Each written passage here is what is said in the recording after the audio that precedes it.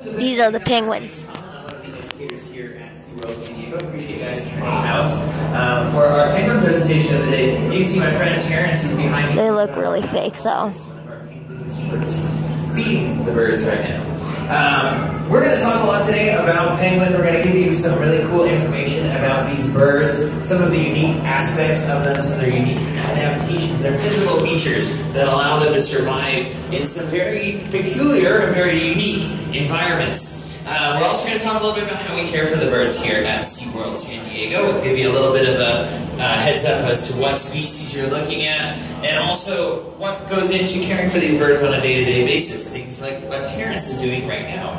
So we're going to jump right in and we're going to start, but it's important when you're talking about penguins to understand their physical features, and in order to understand their physical features, you need to know where they're from, because their features are going to allow them to adapt to where they live. So let's throw it out here to the audience. When you think of penguins, what's the first place that you think of? Arctic. The Arctic. Okay, what about you guys? Argentina. Okay, are you guys from Argentina? Mexico? Okay, there are penguins in Argentina, though. That's usually not where people go initially, but that is correct. We say the Arctic, but when we talk about the Arctic, that's the North Pole. Correct? Antarctic. Yes.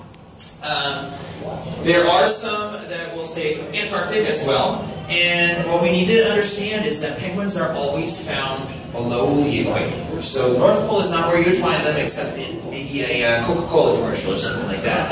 But they're not going to overlap with polar bears or walruses or beluga whales like we have over at Wild Arctic. They're found a lot of times when people think cold. That's where their mind goes, North Pole. Some people also think Antarctica, and Antarctica is a good place to start, but it's not the only place to start, as we found out just before.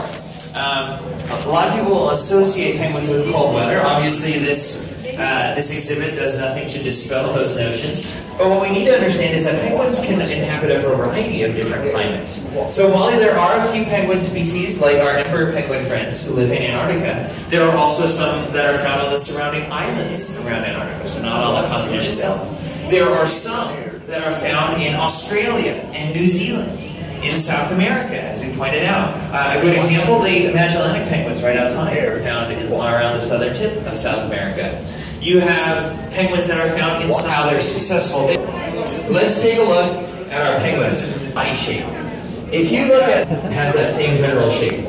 It's kind of oblong. They have a tapered end near their head, a tapered end near their tail, and their body is big and round and thick in the middle. Our shape allows an object to pass with the least amount of resistance. He just pooped. Through it can be water in the case of an American football. The amount of resistance to their natural environment. Who here can name perhaps one of the killer whales? Yes, absolutely.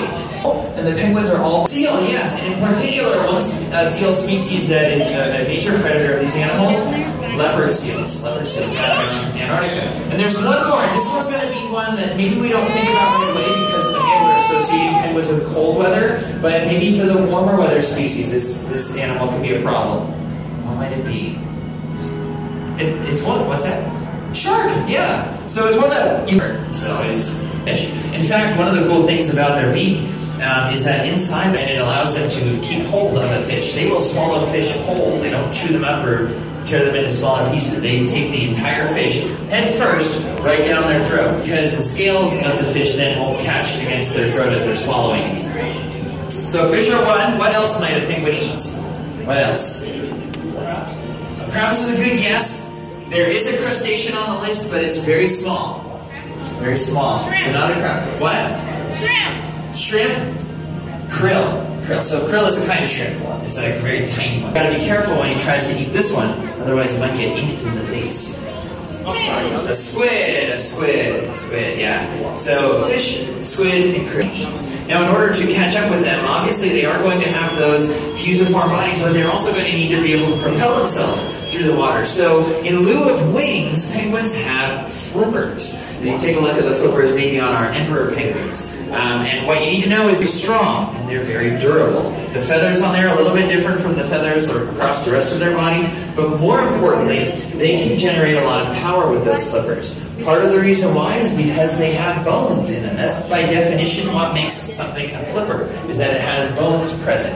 If it didn't have any flippers in there, we'd call it a fin. But in this case, because you take an X-ray and you get a definitive skeletal structure in there, you're going to have a flipper. Now, the flippers are very strong because